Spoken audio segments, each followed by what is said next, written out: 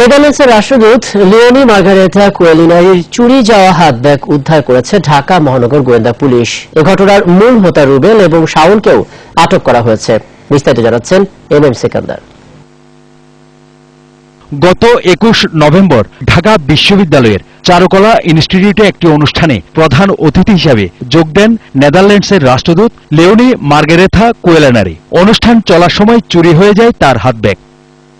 বিষয়টি দেশের ভাবমূর্তির সঙ্গে জড়িত হওয়ায় ব্যাগ উদ্ধারে মাঠে নামে ঢাকা মহানগর গোয়েন্দা পুলিশ। ঘটনার মূল হোতা রুবেলকে বুধবার সকালে রাজধানীর শনির আগ্রা থেকে গ্রেফতার করা হয়। তার দেয়া তথ্যের ভিত্তিতে বসুন্ধরা শপিং মলের আইটাচ দোকান থেকে চুরি যাওয়া ব্যাগসহ মালামাল উদ্ধার করে পুলিশ। তাকে নিয়ে আমরা বসুন্ধরা মার্কেটে আমরা অভিযান চালাই। ওখানে যার কাছে বিক্রি করেছে তার নাম শাওন, তাকেও আমরা গ্রেফতার করেছি। তো টোটাল ভ্যানিটি ব্যাগ, 2টি মোবাইল, একটা আইপ্যাড, 3টা পাসপোর্ট সবকিছু এখান থেকে পাওয়া যায়। গোয়েন্দা কর্মকর্তারা জানান, রুবেল এই ধরনের চুরির সঙ্গে জড়িত। তার গ্রুপে আরো 4 থেকে 5 জন সক্রিয় সদস্য রয়েছে। তাদের গ্রেফতারের চেষ্টা চলছে।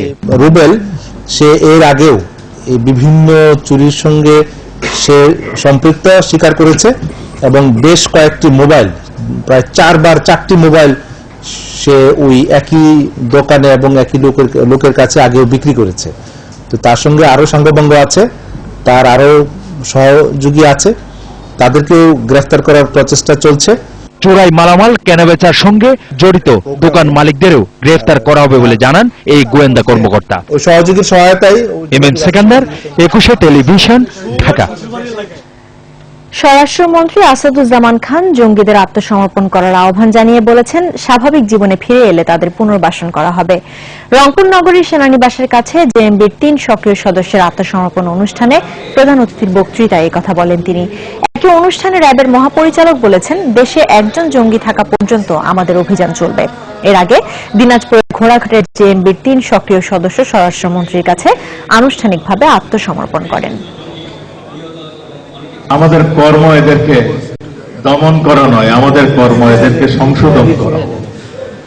আমরা মনে করি তারা সংশোধিত হবে, আমরা মনে করি তারা ফিরে আসবে, আমরা মনে করি তারা স্বাভাবিক জীবনে চলে যাবে, তারা স্বাভাবিক জীবনে যায় তাদের যোগ্যতার প্রমাণ করবে।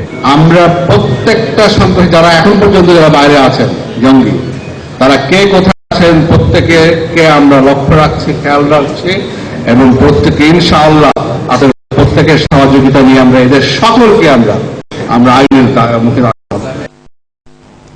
আসন্ন জেলা পরিষদের নেতৃত্ব নির্বাচনে অন্য কোনো দল অংশ না